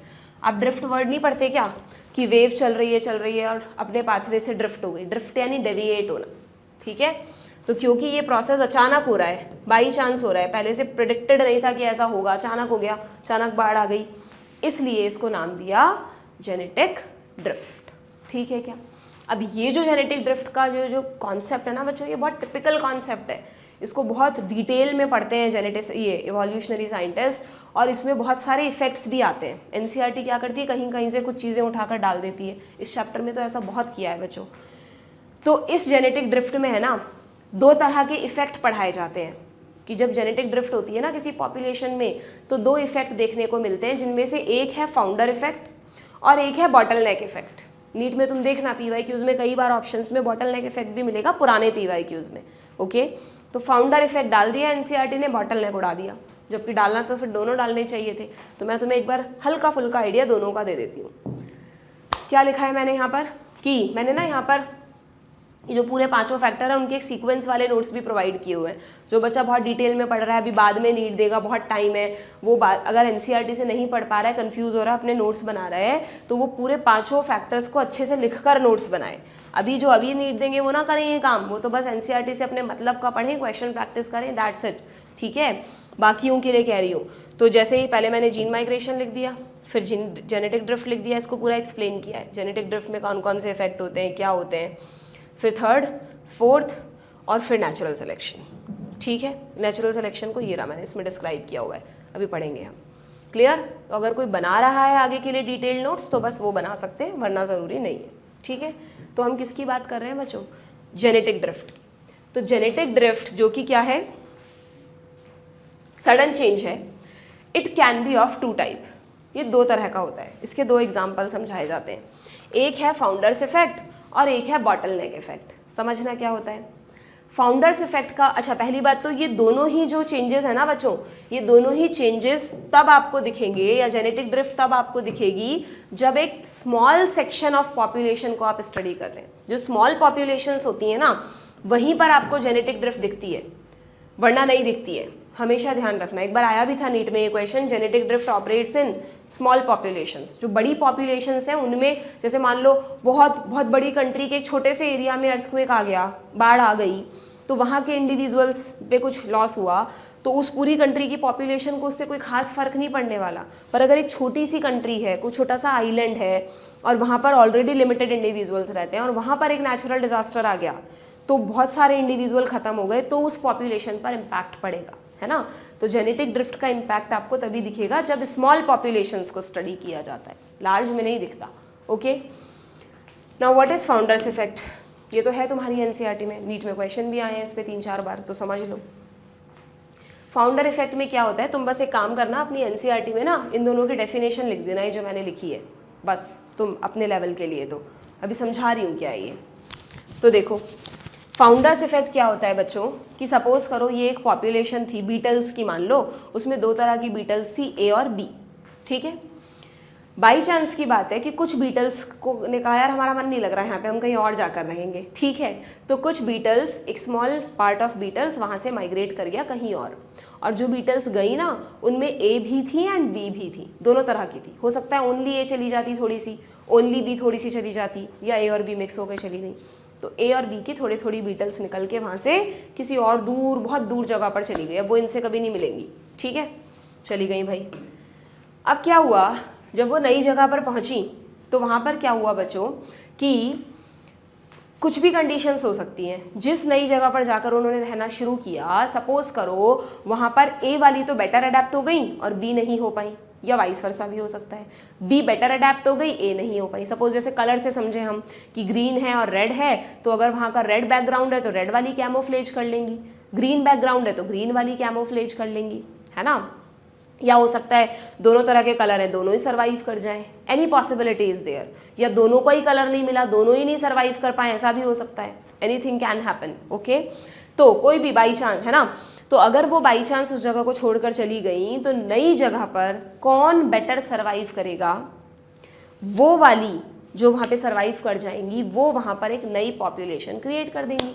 अब वो आगे वही रिप्रोड्यूस करेंगी, नई बीटल्स बनाएंगी। आने वाले समय में अगर A बची हुई है तो वहाँ पर A बीटल्स की पॉपुलेशन हो जाएगी, अगर B बची हुई है तो B की पॉपुलेशन हो जाएगी।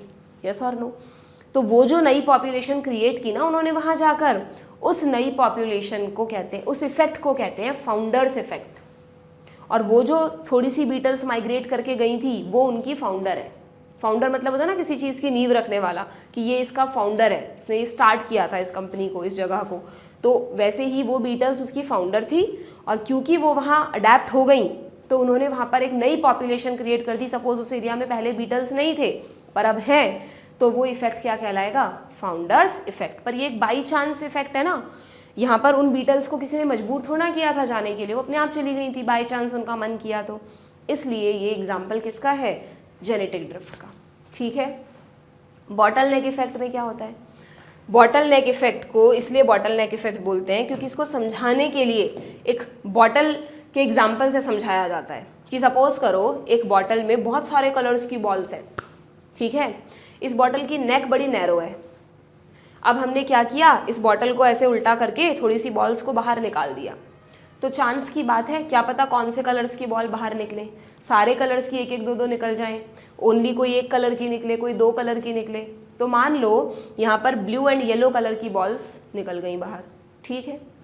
यानी इसमें ये ऐसा समझा रहे हैं कि अगर एक पॉपुलेशन में 4-5 तरह के वेरिएंट्स हैं और कोई नेचुरल डिजास्टर आया, ये बॉटल नेक मतलब नेचुरल डिजास्टर, ये जो नैरो बॉटल है, तो उस नेचुरल डिजास्टर से क्या होगा, कुछ तो मर जाएंगे वेरिएंट्स और कुछ जिंदा रह जाएंगे। चांस सर्वाइवर्स हैं ये, कोई ज़रूरी नहीं है ये ब्लू और वाइट ही जिंदा रहते, ब्लू और येलो ही जिंदा रहते, क्या पता कोई दूसरे दो जिंदा रह जाते। ओके, बाई चांस प्रोसेस है ये। तो जो जिंदा रह गए आने वाले टाइम में वो रिप्रोड्यूस करेंगे और वो एक नई पॉपुलेशन बना लेंगे। अब इस नई पॉपुलेशन में सिर्फ 2 ही कलर के वेरिएंट हैं, सारे नहीं हैं जो ओरिजिनल में थे। तो अगर इस तरह, तो एक तरह से जेनेटिक वेरिएबिलिटी रिड्यूस हुई ना, कि पहले तो इतने सारे वेरिएंट्स थे उस पॉपुलेशन में, पर अब 2 ही तरह के वेरिएंट्स रह गए। यहाँ पर भी रिड्यूस हुई थी कि पहले तो क्या था, जैसे इस वाले एग्जांपल में वो फाउंडर इफेक्ट समझाया है तुमको, कि पहले तो क्या था, ओरिजिनल पॉपुलेशन में ग्रीन रेड दोनों कलर की खूब सारी बीटल्स थी, है ना। फिर कुछ माइग्रेट कर गई, माइग्रेट करने वालों में से हो सकता है ग्रीन या रेड में से कोई एक सर्वाइव करी और फाइनली रेड ही सर्वाइव कर पाई। तो इस नई पॉपुलेशन में तो सिर्फ रेड ही रह गई, ग्रीन तो रही नहीं। तो यहाँ पर भी वेरिएबिलिटी रिड्यूस हुई है। तो जब भी कभी जेनेटिक ड्रिफ्ट होती है, चाहे वो फाउंडर हो चाहे वो बॉटल नेक हो, जेनेटिक वेरिएबिलिटी रिड्यूस हो जाती है उसकी वजह से। ओके, बस यही एक तरह की जेनेटिक ड्रिफ्ट है। ठीक है, क्या डेफिनेशन समझ में आ गई क्या? फाउंडर इफेक्ट का मतलब when a small section of population migrate to new isolated habitat, अब वो उनसे मिलेंगी नहीं कभी। ठीक है। बॉटल नेक का मतलब when most of individuals died in a population due to natural calamity और समटाइम ह्यूमन एक्टिविटीज़, बड़े लेवल पर डिफॉरेस्टेशन कर दिया, बहुत सारे ट्रीज को खत्म कर दिया। ठीक है, समझ गए क्या बच्चों अच्छी तरह से? तो एनसीईआरटी में क्या लिखा है देख लें। सम टाइम जेनेटिक ड्रिफ्ट के लिए फाउंडर इफेक्ट को समझाया है। Sometime the change in allelic frequency is so different in the new sample of population, दोनों केसेस में न्यू सैंपल बना था, फाउंडर में नई जगह बना था, बॉटल नेक में उसी जगह बना था।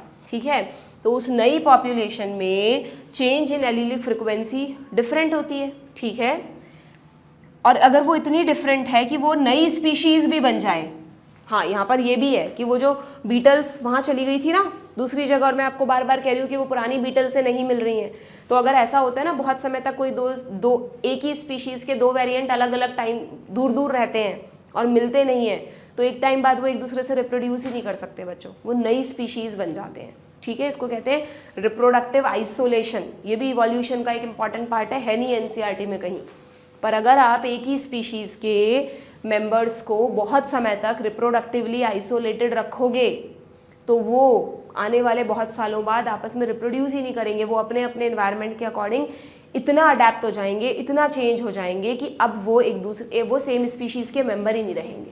क्लियर है? तो ये कह रहा है कि अगर नई जगह पर नई स्पीशीज़ बन जाती है तो ये जो ओरिजिनल ड्रिफ्टेड पॉपुलेशन है ना जो यहाँ से गई थी वो कहलाएगी फाउंडर, और इस इफेक्ट को कहेंगे फाउंडर इफेक्ट। और अगर माइग्रेशन की वजह से ना हो के नेचुरल डिजास्टर की वजह से ये इफेक्ट हो रहा है तो उसको क्या कह देंगे बच्चों? बॉटल नेक इफेक्ट। ठीक है, क्लियर है क्या? आगे बढ़ जाएं। जेनेटिक ड्रिफ्ट समझ में आ गई अच्छी तरह से? आगे देखो क्या लिखा है। ओके, अब इसमें म्यूटेशन को समझाया है कि जो नेक्स्ट फैक्टर जो हार्डी-विनबर्ग इक्विलिब्रियम को अफेक्ट करेगा वो है mutation. Microbial experiments show that pre existing advantageous mutations when selected will result in observation of new phenotypes. Over few generation this would result in speciation. कि अगर mutations ऐसे हो रहे हैं जो एडवांटेजियस हैं, ज़रूरी नहीं है ना हमेशा म्यूटेशन एडवांटेजियस होते हैं, हमने पढ़ा तो है जेनेटिक्स में कितने सारे म्यूटेशन से तो डिसऑर्डर हो जाता है, पर अगर वो एडवांटेजियस म्यूटेशन है तो वो आने वाले टाइम में एक नई स्पीशीज़ भी बना सकते हैं। नई स्पीशीज़ के बनने को ही आप क्या कहते हो? स्पीसिएशन। ठीक है, रिकॉम्बिनेशन के बारे में यहाँ लिखा नहीं है, वो तो हमेशा होता ही रहता है क्योंकि हर स्पीशीज़ सेक्सुअली रिप्रोड्यूस तो कर ही रही है। ठीक है, चाहे से बैक्टीरिया नहीं करते बट उनमें भी वेरिएशन तो आते ही हैं, हमें पता है। सो फाइनली इसको तो हमें पढ़ना नहीं है। सो फाइनली अब बात कर लेते हैं लास्ट में डार्विन के फैक्टर की, that is natural selection. Natural selection is a process in which, फिर से वही बात, ये बहुत बार आया है इस चैप्टर में ना, natural selection is a process in which inheritable variations enabling better survival are enabled to reproduce and leave greater number of progeny। तो तुम्हें एकदम रट गया होगा ये, है ना। A critical analysis make us believe that, अब इन्होंने एक बार है ना नेचुरल सिलेक्शन के बारे में ये लिखकर सारे फैक्टर्स को मिलाकर एक बात कही है, फिर हम नेचुरल सिलेक्शन के टाइप्स पर और जाएंगे।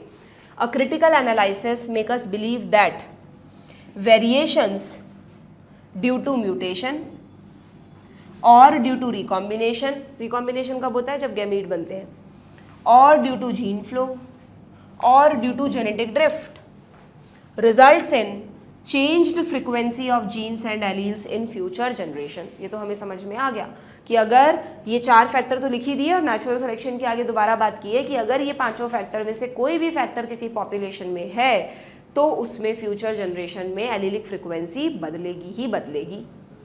Coupled to enhance reproductive success, natural selection make it look like different population। ये कह रहा है कि इन सारे फैक्टर्स के साथ अगर नेचुरल सिलेक्शन को भी जोड़ दें तो ये प्रोसेस में आपको एग्जैक्ट चेंज नज़र आ जाएगा कि यस पॉपुलेशन में बदलाव हुआ है। तो जब नेचुरल सिलेक्शन अपना काम स्टार्ट करता है और नई पॉपुलेशन को चूज़ करता है तो पॉपुलेशन पर 3 तरह के इफेक्ट्स होते हैं बच्चों। कौन से 3 इफेक्ट्स होते हैं? Very very important, this last part is very important. इससे रिलेटेड एक बहुत बढ़िया सा ग्राफ एनसीईआरटी में दिया है जिससे तुम्हें ये तीनों समझ में आ जाएंगे। कौन से 3 पैटर्न होते हैं देखना नेचुरल सिलेक्शन के, वेरी इंपॉर्टेंट। एक तो है स्टेबिलाइजेशन, दूसरा है डायरेक्शनल चेंज और थर्ड है डिसरप्शनल। ये क्या है एक्चुअली में? ये तीनों नेचुरल सिलेक्शन के टाइप्स हैं। देखो समझना, तुम्हें इजीली समझ में आ जाएगा कि नेचुरल सिलेक्शन के प्रोसेस को समझाने के लिए यहाँ पर एक ग्राफिकल स्टडी दी है तुमको। इस तरह के जो कर्व बताए ना इनको कहते हैं बच्चों डिस्ट्रीब्यूशन कर्व्स। ये डिस्ट्रीब्यूशन कर्व है। डिस्ट्रीब्यूशन कर्व का मतलब एक ऐसा कर्व जिसमें तुम अगर मान लो एक पॉपुलेशन को मैं स्टडी कर रही हूँ और उस पॉपुलेशन में मुझको 3 तरह के इंडिविजुअल्स दिख रहे हैं एक पर्टिकुलर जीन के। जैसे मान लो मैं कह रही हूँ कि आई कलर ही ले लो अगेन, कि आई कलर में उस पॉपुलेशन में ब्लैक आई कलर है, ब्लू आई कलर है और ब्राउन आई कलर है। ठीक है, और मैंने जब स्टडी किया तो मुझे मिला यार ब्लैक कलर वाले इंडिविजुअल सबसे ज़्यादा हैं। तो मैं क्या करूँगी कि एक ग्राफ बनाऊँगी जिसमें 3 पार्ट्स करूँगी। ये जो मेजर पार्ट आपको दिख रहा है ना, ठीक है, जिसका पीक इतना ऊपर तक जा रहा है, इसका मतलब इसके इंडिविजुअल सबसे ज़्यादा हैं। ये कौन है? ये मैं आपको कह रही हूँ ब्लैक आई वाले इंडिविजुअल्स हैं। और मुझे ऐसा मिला कि उस पॉपुलेशन में ब्लू आई एंड ब्राउन आई वाले इंडिविजुअल बहुत कम थे। तो मैं एक ऐसा ग्राफ बनाऊंगी जिसके 3 पार्ट्स हो। ये रहा ए पार्ट, ये वाला पूरा, ये पूरा रहा बी पार्ट और ये वाला पार्ट है सी पार्ट। समझ गए ना आप? ये पूरा बी है और ये इधर और इधर जो थोड़े थोड़े इंडिविजुअल्स हैं ये ए और सी के हैं। मतलब जस्ट फॉर एग्जांपल अगर हम कोई एक ऐसा कैरेक्टर स्टडी कर रहे हैं जिसकी 3 वैल्यूज़ हैं, 3 फिनोटाइप्स हैं, तो उन 3 फिनोटाइप्स में जो फिनोटाइप सबसे ज़्यादा है ना उस पॉपुलेशन में उसे कहेंगे बच्चों मीन वैल्यू। यहाँ पे बी किसको बता रहा है? बी बता रहा है, आप लिख लेना इस तरह से मीन वैल्यू को। मीन वैल्यू किसको कहते हैं? जो सबसे ज़्यादा वाले इंडिविजुअल्स होते हैं। ठीक है, और ए और सी को कहेंगे पेरिफेरल वैल्यूज़। पेरिफेरल वैल्यूज़ जो कम है ना इंडिविजुअल्स 2 तरह के, वो दोनों को किस में रख दूंगी मैं? पेरिफेरल वैल्यूज़ में। और भी होते तो फिर पेरिफेरल वैल्यूज़ बढ़ जाती। ठीक है, बट ऑब्वियस जनरली कोई एक तरह के इंडिविजुअल सबसे ज़्यादा होते हैं वहाँ पर। ठीक है, तो मैंने क्या करा? डिस्ट्रीब्यूट कर दिया ना तीनों तरह के इंडिविजुअल्स को, तो इसको क्या कहते हैं? Distribution curve. ठीक है, जनरली ये ऐसे बेल शेप्ड आता है। अब मान लो हमें नेचुरल सिलेक्शन को समझना है, ठीक है, ये एक स्टैंडर्ड कर्व है उस पॉपुलेशन का। अब मान लो 10 साल बाद या 20 साल बाद मैंने फिर से उस पॉपुलेशन को स्टडी किया और जो वैल्यू पहले मीन थी ना, मतलब ब्लैक आई वाले सबसे ज़्यादा थे वहाँ पर, 20 साल बाद भी जब मैंने देखा तो यही इंडिविजुअल मुझे अभी भी ज़्यादा ही मिले। यानी क्या हुआ कि जब मैंने 20 साल बाद दोबारा ग्राफ बनाया इस पॉपुलेशन का, मतलब ह्यूमंस के केस में तो फिर और ज़्यादा सालों बाद देखना पड़ेगा, तो क्या हुआ कि ग्राफ देखना कुछ ऐसा बना। ज़रा ध्यान से देखना मैं कर्व कैसे बना रही हूँ। मैंने इस कर्व को थोड़ा सा ना नैरो करा है, यानी ए और सी की वैल्यू को और कम कर दिया है। बी ज़्यादा हो गए हैं, ठीक है, मतलब ज़्यादा मतलब सॉरी ये पीक ऊपर चली गई है। मतलब अगर पहले ये पीक यहाँ पे मान लो 60 पे थी तो अब ये पीक 80 पर है, ठीक है। तो अगर ग्राफ कैसा हो जाए, पीक हायर हो जाए एंड नैरो भी हो गया है ग्राफ साथ में, क्यों? क्योंकि ये वाले इंडिविजुअल्स और कम हो गए हैं। तो इस तरह के सिलेक्शन को कहते हैं बच्चों स्टेबिलाइजिंग सिलेक्शन। क्यों स्टेबिलाइजिंग? क्योंकि नेचर ने उसको चुना जो पहले से ज़्यादा था, यानी उस तरह की कंडीशंस है वहाँ पर। कलर ऑफ बीटल से समझो तो मान लो पहले भी ग्रीन बीटल्स ज़्यादा थी, ब्लैक और ब्लू बीटल्स कम थी, और अभी भी ग्रीन बीटल्स ज़्यादा हैं क्योंकि ग्रीन बीटल्स वहाँ बेटर कैमोफ्लेज कर पाती हैं, ठीक है ना। तो इस तरह के नेचुरल सिलेक्शन को क्या कहते हैं? स्टेबिलाइजिंग सिलेक्शन, की जो पहले से ज़्यादा है बल्कि वो और बढ़ गया है और जो पेरिफेरल वैल्यूज थी वो और कम हो गई है। तो ग्राफ विल बी लिखा है आपके एनसीईआरटी में, देखो कि फर्स्ट केस में if peak get higher and narrower, तो इस तरह का सिलेक्शन किसको बताता है? स्टेबिलाइजिंग सिलेक्शन को। स्टेबिलाइजिंग सिलेक्शन मतलब मीन वैल्यू और बढ़ गई, पहले से भी बढ़ गई, ठीक है। दूसरा सिलेक्शन। अब बाई चांस दूसरा पैटर्न क्या कहता है नेचुरल सिलेक्शन का? बाई चांस जब मैंने 20 साल बाद स्टडी किया, 10 साल बाद कभी भी स्टडी किया उस पॉपुलेशन को, तो उन बीटल्स में क्या हुआ, ग्रीन बीटल्स तो थोड़ी कम हो गई हैं और बाई चांस ब्लू वाली बीटल्स बढ़ गई हैं। वहाँ पे कुछ ऐसा हुआ कि ब्लू कलर के फ्लावर्स वाले प्लांट आ गए उन ब्लू बीटल्स में, वो ब्लू वाली छुप जाती हैं इजीली, है ना। ग्रीन पत्ते पीले पड़ गए, ग्रीन वाली पहचान में आ जाती हैं, और ब्लैक वालों को भी नहीं कोई चांस मिला। ब्लैक या येलो ले लो तुम, येलो वाली बीटल्स को भी नहीं मिला चांस आगे बढ़ने का, ठीक है। तो अब की बार नेचर ने कैसी कंडीशंस क्रिएट की है जिसमें कोई एक पेरिफेरल वैल्यू बढ़ गई है ना। वाइस वर्सा भी हो सकता था कि जैसे मैं कह रही हूँ ना आपको कि पहले तो ग्रीन ज़्यादा थी, ब्लू और येलो कम थी, अब या तो ब्लू बढ़ जाए या तो येलो बढ़ जाए, दोनों नहीं बढ़ानी, या तो ब्लू या तो येलो, यानी दो पेरिफेरल वैल्यू में से कोई भी एक पेरिफेरल वैल्यू बढ़ जाए तो क्या ग्राफ इस तरह का बनाना पड़ेगा मुझे, देखना। या तो graph will be shifted to left, क्योंकि मान लो ए वाले इंडिविजुअल्स खूब ज़्यादा हो गए हैं, ये रहे बी वाले इंडिविजुअल और ये रहे सी वाले इंडिविजुअल। बी कम हो गए, सी तो पहले से ही कम थे, पर ए को बढ़ने का मौका मिल गया। या सेम टाइम पर ये कंडीशन ऐसे भी हो सकती थी बच्चों, सेम टाइम पर ये कंडीशन ऐसा भी हो सकती थी कि ग्राफ ऐसे शिफ्ट हो जाता है इधर की तरफ, यानी सी सबसे ज़्यादा है, बी कम है, ए और कम है। ओके, तो अगर नेचर किसी एक पेरिफेरल वैल्यू को ज़्यादा चांस देती है आगे बढ़ने का, तो ऐसे सिलेक्शन को कहते हैं बच्चों डायरेक्शनल सिलेक्शन। क्या कहते हैं? Peak shift in one direction. यहाँ पे वन डायरेक्शन में लिख देना ईदर लेफ्ट और राइट। पीक लेफ्ट पे शिफ्ट हो सकती है और राइट में भी शिफ्ट हो सकती है, पर यह शिफ्ट हुई है। पहले पीक सेंटर में थी, अब की बार पीक ग्राफ के या तो लेफ्ट या राइट पे शिफ्ट हो जाएगी, ठीक है। तो इस तरह के सिलेक्शन को कहते हैं डायरेक्शनल सिलेक्शन। कब मिलेगा directional selection? When either of the peripheral value is selected. Yes और नो? इंक्रीजेस। पहले तो मीन वैल्यू बढ़ रही थी, अब either of the peripheral value बढ़ गई है, दोनों नहीं, ईदर, या तो ए या तो सी, ठीक है। तो कैसा आएगा? उस तरह के सिलेक्शन को क्या कहोगे? Directional selection. और थर्ड केस कि मान लो उस जगह पर ब्लू बीटल्स को भी बढ़ने का चांस मिल गया और येलो बीटल्स को भी मिल गया, दोनों तरह के कलर के फ्लावर्स का खूब सारा फ्लावर्स हैं, उनमें छुप जाती हैं इजीली, और जो ग्रीन बीटल्स थी वो बिल्कुल डाउन चली गई हैं। तो क्या फिर इस केस में मुझे ऐसा कर्व बनाना पड़ेगा? मैं कह रही हूँ ए भी बहुत बढ़ गए हैं, बी कम हो गए, सी भी बढ़ गए, ए बढ़ गए, सी बढ़ गए और बी नीचे चले गए, उनका नंबर हो गया कम, ख़त्म तो होंगे नहीं कम्प्लीटली। तो क्या 2 पीक आएंगी? तो अगर किसी ग्राफ में 2 पीक आ रही हैं बच्चों, तो वो किसको बताता है? ये बताता है, इसको कहते हैं डिसरप्टिव सिलेक्शन। डिसरप्टिव इसलिए क्योंकि आने वाले टाइम में फिर ये दोनों फाइट करेंगे, 2 तरह के वेरिएंट ज़्यादा हैं तो फिर दोनों फाइट करेंगे, आगे जाके क्या पता कोई एक बढ़ जाए, कम हो जाए, कोई भी कुछ भी हो सकता है। पर ऐसे सिलेक्शन को कहते हैं disruptive selection when both peripheral values increase, ठीक है, और मीन वैल्यू तो बट ऑब्वियस डिक्रीज। तो इन दोनों केस में मीन वैल्यू डिक्रीज हुई है, इसमें कोई एक पेरिफेरल इंक्रीज हुई है, इसमें दोनों इंक्रीज हुई हैं, और यहाँ पर मीन वैल्यू ही फर्दर इंक्रीज कर गई है। बहुत कॉन्सेप्चुअल सा टॉपिक है, एक बार आपने अच्छे से समझ लिया तो बिल्कुल नहीं अटकोगे। वही चीज़ लिखी है कि natural selection can lead to stabilization.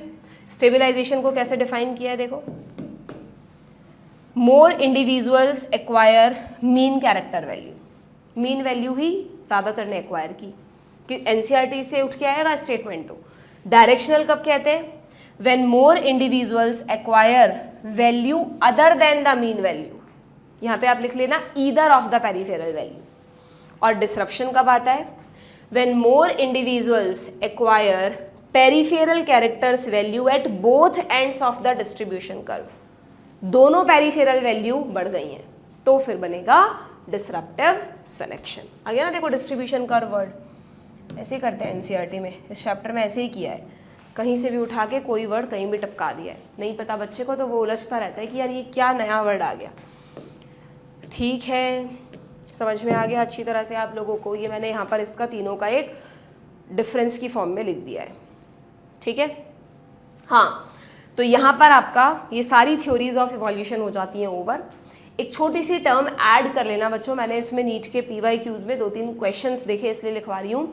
ये रे क्वेश्चन भी लिए हैं मैंने, एक 2013 के क्वेश्चन है, ठीक है, कि एक वर्ड, नॉर्मली एक वर्ड समझना, जैसे मैं बोल रही हूँ रैंडम मीटिंग। रैंडम मीटिंग मतलब नॉर्मली कोई पॉपुलेशन में रैंडमली तो मीटिंग होती है, कोई भी बीटल किसी भी बीटल के साथ मेट कर लेगी, कोई फिक्स थोड़ी ना है कि ये बीटल इस बीटल के साथ ही करेगी, मतलब एक ही स्पीशीज़ के मेंबर हैं तो उन मेंबर्स में रैंडम मीटिंग चलती है ना। तो रैंडम मीटिंग की वजह से सारे जीन्स और एलील एक दूसरे में मिक्स होते रहते हैं और उनका एक प्रॉपर फ्रिक्वेंसी मेंटेन रहती है।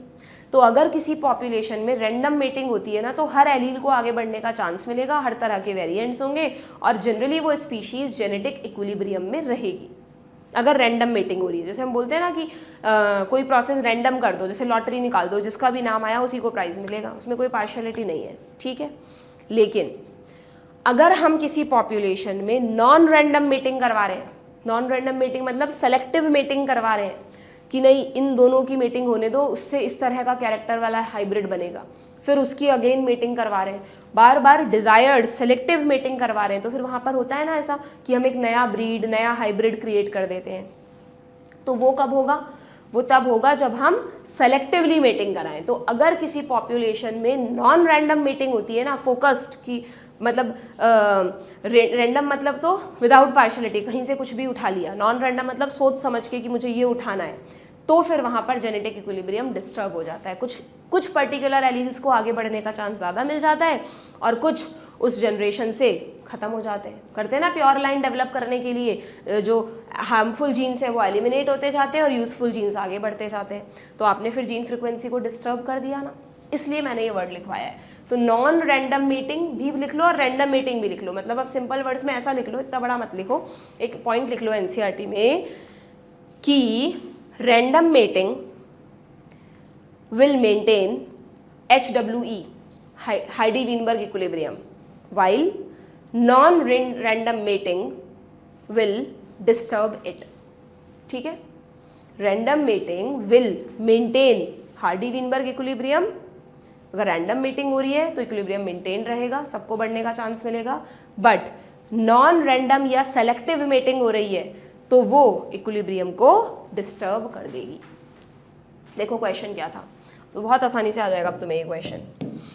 The tendency of population to remain in genetic equilibrium may be disturbed by, ये कह रहा है डिस्टर्बिंग फैक्टर बताओ जो जेनेटिक इक्विलिब्रियम को डिस्टर्ब करता है।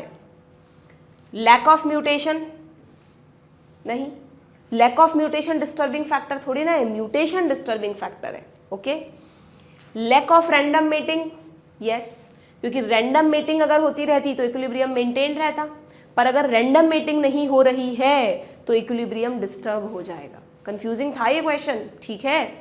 रैंडम मेटिंग तो मेंटेन करके रखती, और लैक ऑफ माइग्रेशन भी मेंटेन करके रखता, क्योंकि माइग्रेशन डिस्टर्ब करता है ना, लैक ऑफ माइग्रेशन तो मेंटेन करेगा।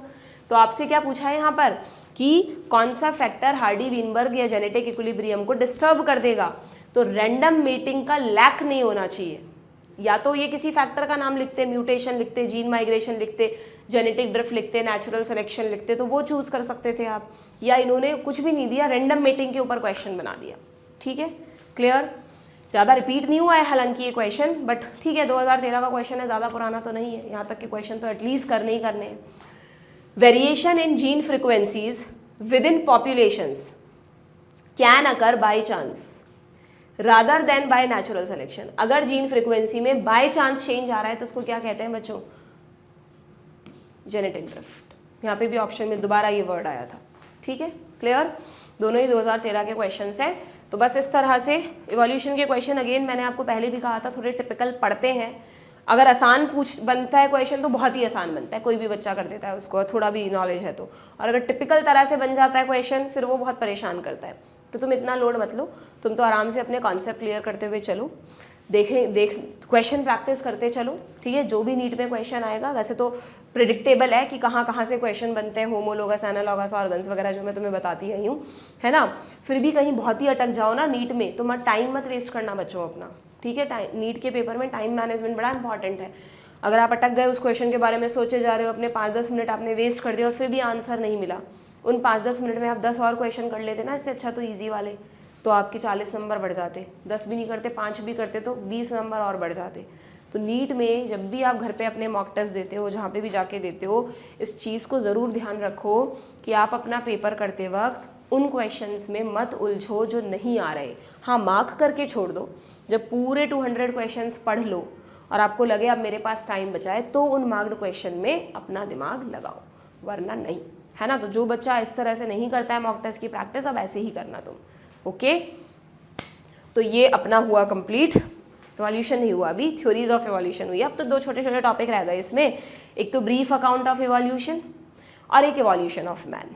वो और समरी हम नेक्स्ट सेशन में कर लेंगे। So this chapter will be completed. ठीक है, गुड बाय।